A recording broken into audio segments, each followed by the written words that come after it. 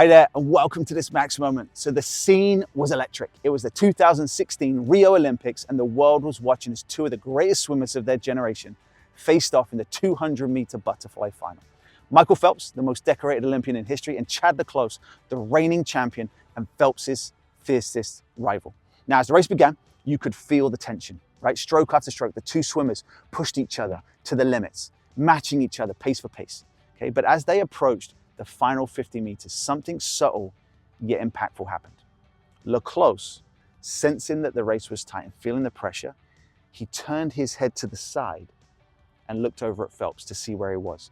And for that brief moment, his focus shifted from the wall. And instead of staying locked in on his own lane and his own race and his own goal, he allowed his attention to wander. And that was all Phelps needed. Because with unwavering focus, his eyes never left the wall. Stroke by stroke, he inched ahead, finishing just a fraction of a second faster than Le Clos to claim that gold medal. And the image of that moment became iconic. Le Clos looking at Phelps, Phelps looking at the wall. One distracted, the other focused. One lost, the other victorious. But this isn't just a story about swimming, it's a story about life.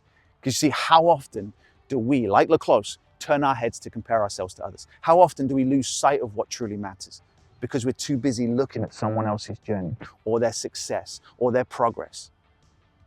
The truth is, when we take our eyes off of our goals, even for a moment, we lose momentum, we lose focus, we lose time. And the energy that we could use to propel ourselves forward gets wasted on distractions and on comparison and on things that don't truly serve us.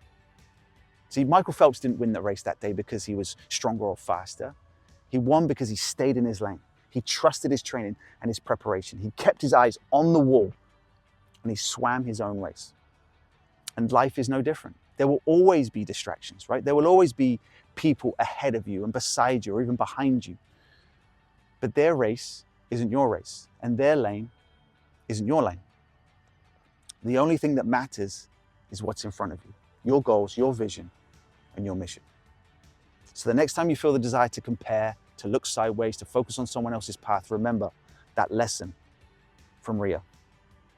Keep your eyes on the wall, stay in your lane, and go after your extraordinary life.